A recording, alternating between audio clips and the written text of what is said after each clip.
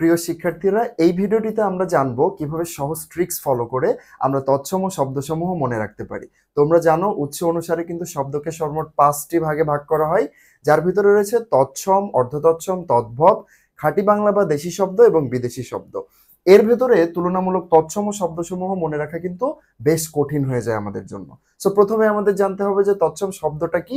দেখো, যে সমস্ত শব্দ সংস্কৃত ভাষা থেকে সরাসরি বাংলা ভাষায় চলে এসেছে, অর্থাৎ অপরিবর্তিত অবস্থায় সংস্কৃত ভাষা থেকে যে সমস্ত শব্দ আমাদের বাংলা ভাষাতে এসেছে তারাই হচ্ছে তৎসম শব্দ। এবং এখানে অসংখ্য উদাহরণ দেওয়া আছে: চন্দ্র, সূর্য, ভবন, ধর্ম, পাত্র, মনুষ্য, জল, মস্তক, অন্ন।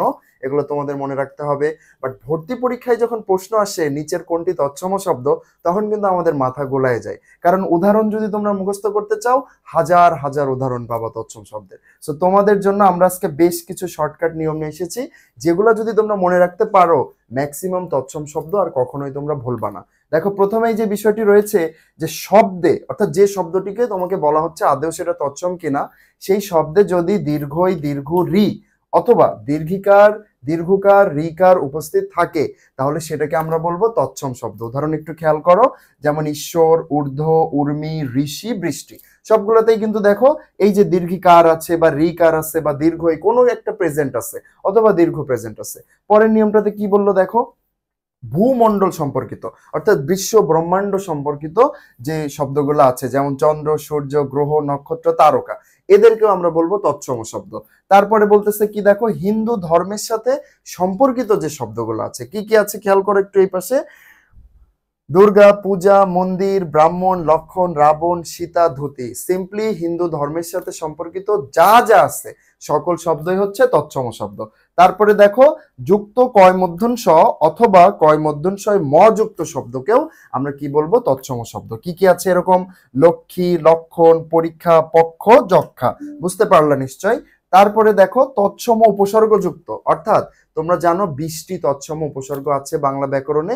এই 20টি তৎসম উপসর্গ যুক্ত যদি কোনো শব্দ তুমি দেখো, তাহলে চোখ বন্ধ করে সেটাকে তুমি তৎসম শব্দ বলতে পারো। একটু উদাহরণগুলো খেয়াল করো।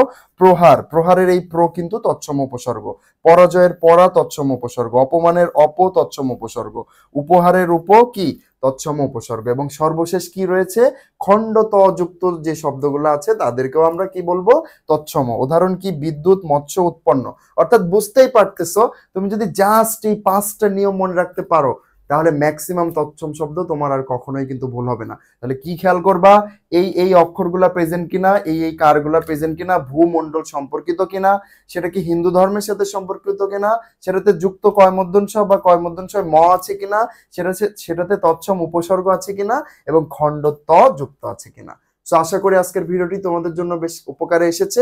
পরবর্তীতে এরকম আরো ভিডিও পাবো আমাদের পেজে। আর তোমাদের বলতে চাই, আমাদের ভিশন নার্সিং অ্যাডমিশনের পরিচালনায় কিন্তু ক্র্যাশ কোর্স এবং এক্সাম ব্যাচ চলমান রয়েছে, যেখানে প্রতিদিন ক্লাস এবং পরীক্ষার মাধ্যমে তোমাদেরকে কিন্তু ধীরে ধীরে ভর্তি পরীক্ষার জন্য কি শক্তভাবে গড়ে তোলা হচ্ছে। সো যারা এখনো আমাদের কোর্সে ভর্তি হওয়া নাই, তারা কোর্সের ব্যাপারে বিস্তারিত জানতে চাইলে আমাদের ফেসবুক পেজে যোগাযোগ করো। সবার জন্য শুভকামনা রইল।